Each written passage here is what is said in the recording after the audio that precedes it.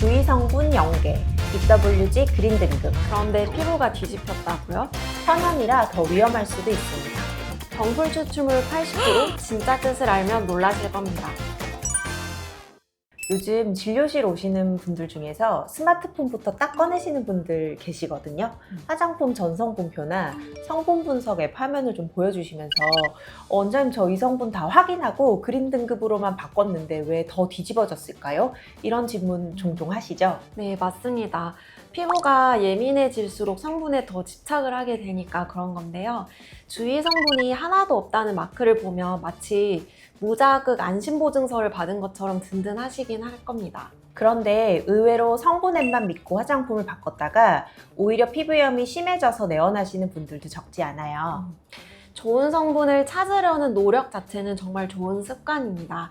다만 화장품을 고를 때는 성분 등급보다 훨씬 중요하게 봐야 할 원칙이 하나 있습니다. 바로 그 성분이 지금 내 피부 상태에 맞는가를 따지는 일이죠. 그래서 오늘은 그린 등급을 어디까지 믿어도 되는지, 화장품 전 성분표를 어떻게 읽어야 하는지 차근차근 짚어드리겠습니다. 첫 번째로 가장 많이 오해하시는 부분이 바로 EWG 그린 등급입니다. EWG 그린 등급이라고 안심하셨다면 지금부터는 생각을 조금 바꾸셔야 합니다. 네, 맞습니다. EWG 등급은 성분 자체의 위해의 가능성을 참고하기 위한 자료지 모든 피부에 자극이 없다라는 뜻은 아니거든요. EWG는 어떤 기관이고 그린 등급은 어떤 기준으로 만들어지는 건지. 우리 EWG는 Environmental Working Group이라고 하는 미국의 비영리 민간 환경단체입니다. 환경이랑 화학물질의 위해성을 연구하는 단체거든요. 그래서 화장품 성분 데이터베이스 스킨딥을 운영하고 있고 우리 국내 성분 분석 앱의 기준으로 많이 활용되고 있습니다. EWG는 화장품 선택을 할 때 참고 자료일 뿐이지 내 피부에 맞는지까지 판단해주는 기준은 아니라고 보시면 됩니다. 피부염 환자분들이 가장 많이 속는 말이 있습니다. 천연이라 괜찮아요. 어성초나 티트리, 병풀 같은 식물성 추출물이 대표적이죠.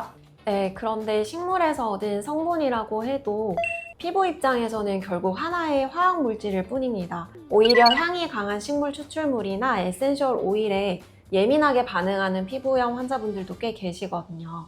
식물에서 추출한 건데 왜 오히려 피부를 자극하는 걸까요? 식물 추출물이라는 게 사실 단일 성분이 아닙니다. 수많은 유기화합물이 섞여 있는 혼합물이거든요.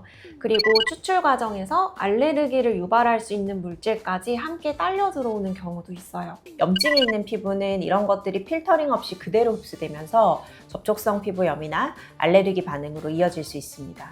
전성분표나 제품 패키지를 보면 눈에 띄게 강조하는 숫자들이 있잖아요. 병풀 추출물 80% 함유. 그런데 여러분이 생각하는 그 80%가 아닐 수도 있습니다.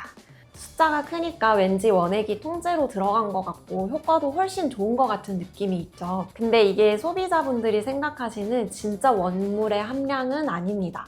병풀 추출물 80%라는 게 병풀 추출액의 비율을 의미하는 경우가 일반적이에요. 추출액이라는 건 결국 병풀을 물이나 다른 용매에 우려낸 액체잖아요. 그러다 보니까 원물은 조금만 들어가도 그걸 우려낸 추출액 전체를 기준으로 80%, 100%처럼 표시될 수 있는 구조인 거죠. 네, 맞습니다. 다만 이건 제품마다 추출 방식이나 표시 기준의 차이가 있을 수 있어서 모든 제품에 똑같이 적용되는 얘기는 아니에요.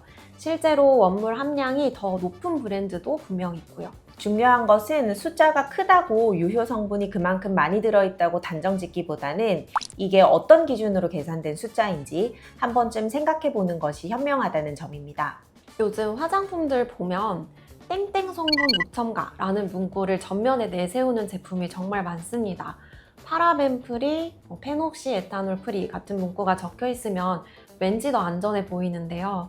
근데 화장품에는 세균 번식을 막기 위한 방부 시스템이 반드시 들어가야 돼요. 특정 성분을 뺐다면 필연적으로 그 역할을 대신할 다른 성분이 들어갈 수밖에 없거든요. 그래서 무첨가라는 말 사실은 절반만 맞는 이야기입니다.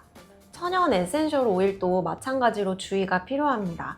향료 대신 천연 오일을 넣었다고 광고하는 경우가 많은데 에센셜 오일은 공기와 닿아서 산화되는 순간 피부를 자극하는 알레르기 유발 물질로 변할 수 있거든요. 그렇다면 피부 장벽이 무너지고 예민해진 상태에서는 대체 어떤 기준으로 화장품을 골라야 할까요? 가장 쉽고 확실한 기준은 전성분의 개수 자체를 줄이는 거예요. 제품 뒷면을 봤을 때 글씨가 빽빽하고 성분수가 많을수록 내 피부에 맞지 않는 성분이 숨어있을 확률도 함께 올라가거든요.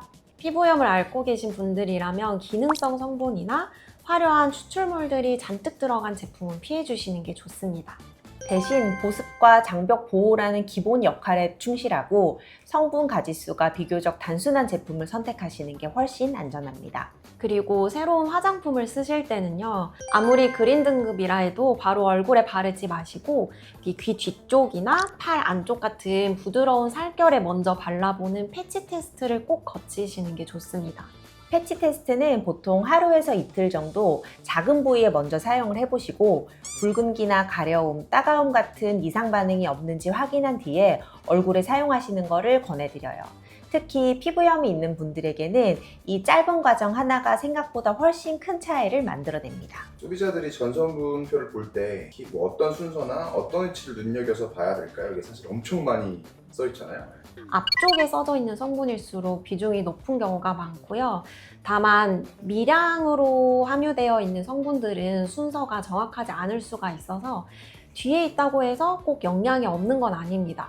향료나 에센셜 오일, 보존제처럼 소량으로도 민감한 피부에 자극을 줄 수 있는 성분도 있기 때문이에요.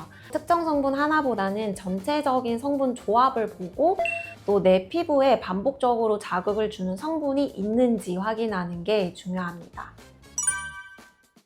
그린 등급 100점짜리 화장품보다 바른 직후 내 피부가 보내는 붉어짐과 따가움의 신호가 훨씬 정확한 지표라는 것을 꼭 기억해 두셨으면 합니다. 오늘 내용이 화장품 고르실 때 도움이 되셨길 바라고요.